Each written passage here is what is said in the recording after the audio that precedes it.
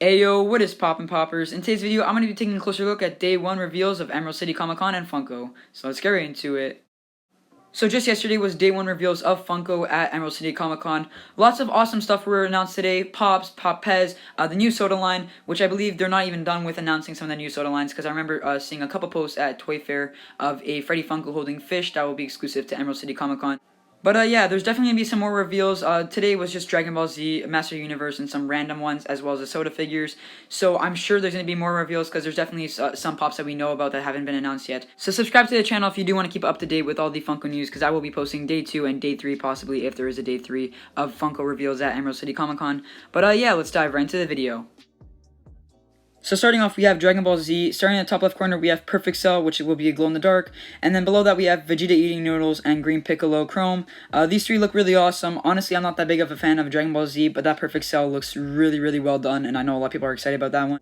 So for Perfect Cell, we don't know exactly where that's going to be exclusive to. I don't know why Funko is holding out on announcing where these are exclusive to. They normally recently, with the recent conventions, they kind of like announced it the day before they actually start hitting stores, which is kind of weird because people don't know their game plan for like which stores they're going to have to go to and stuff like that, which stores they have to get to first.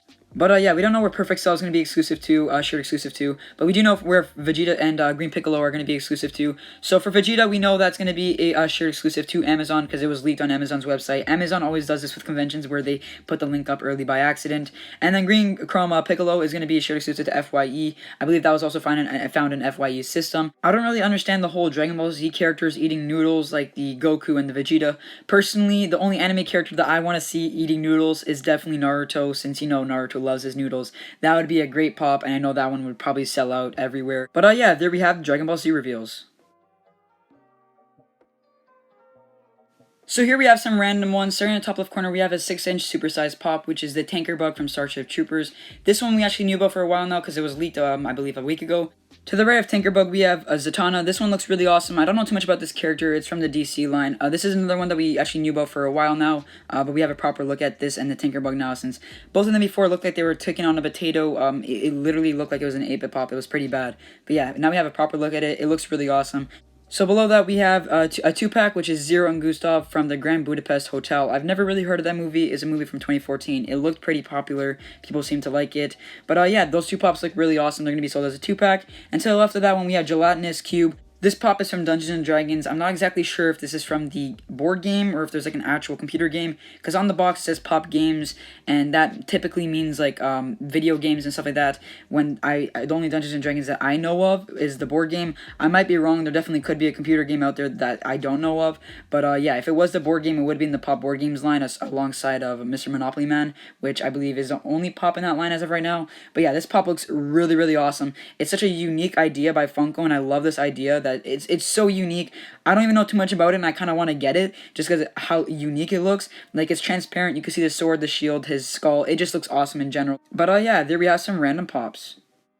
And next up, we have the Masters of the Universe pops. I know people are super excited about this, especially since the line is coming back, since Funko took like a break on them for a while. I think they regained their license, and then they just started making a lot more, like especially at New York Toy Fair. You've seen a lot of them being announced, and people are super excited about these. But yeah, starting in the top left corner, we have Triclops, then we have He-Man, then below that we have Evelyn, I don't know if I'm saying that right, let me know in the comments below. Then to the left of that one, we have Stinkor and Triclops. The Pez look really cool. I know people like Pez, especially for the Master Universe, because those just look unique and really awesome. Stinkor, if I'm not mistaken, that was a San Diego Comic-Con pop a while ago, which was scented, and a lot of people were like saying that it smelled good. Some people said it smelled bad. Personally, I never got the pop. I never got the ability to smell it. But yeah, people were saying it. Some people said it smelled like car refresheners, which I thought was really funny. But yeah, these two pops on the top and those three Pez look really awesome. I don't know too much about these characters, but if I did, I would tell you guys more. And there we have the Masters of the Universe pops. And then we have these soda figures. Honestly, I'm a huge fan of the soda figure line. I just don't know if I'll ever be able to get them since they're so limited, most of them. But on the top, we have the green Batman, which is like kind of like a darker green and a lime green-ish. But that looks really awesome. It's representing the ECCC because, like I said in yesterday's video, or the day before that, Emerald City Comic Con typically makes everything kind of like a green themed. And then the Chase version, which I believe is a 1-in-6 Chase, is going to be a pink version of that, which looks really awesome. I'm a huge fan of the soda figures. I'm going to try and get this one, but I don't know if I'll be able to. This one is going to be limited to 5,000 pieces, and as of right now, we don't know exactly where this is going to be shared exclusive to. We don't even know if there's going to be a shared exclusive. Typically with convention pops, if there's a limited piece count, they're not going to be shared, so I don't know if this one's going to be shared. But yeah, there we have the Batman Soda vinyl figure. Moving on to some more Soda vinyl figures. So next up we have Scott Pilgrim Soda figures. Starting in the top left corner of the screen we have Ramona, and then below that we have the Chase Ramona, which was also going to be a 1 in 6 chase, I believe. I believe all the chases for these are 1 in 6 unless Funko says otherwise. And then this one will be limited to 4,000 pieces, it says on the side there. And then we have the Scott Pilgrim and the Scott Pilgrim Chase. The only difference between those two is that the Scott Pilgrim Chase has a yellow shirt compared to the other shirt, and there's an Astro Boy, which is on the common version, and on the other version he has like kind of a different symbol. I'm not exactly sure what that is.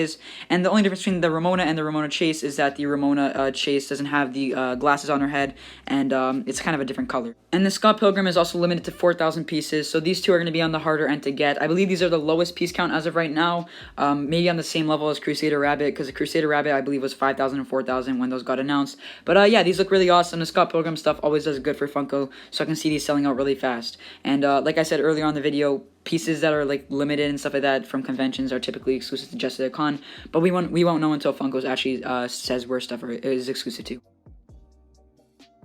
But anyways, guys, that has been it for today's video. Hope you guys enjoyed. If you did, please drop a like on the video, subscribe to the channel if you're new here, hit that post notification bell to stay up to date with all my content.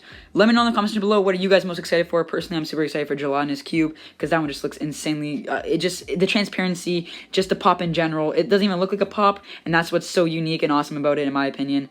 But yeah, I'll catch you on next time. Peace.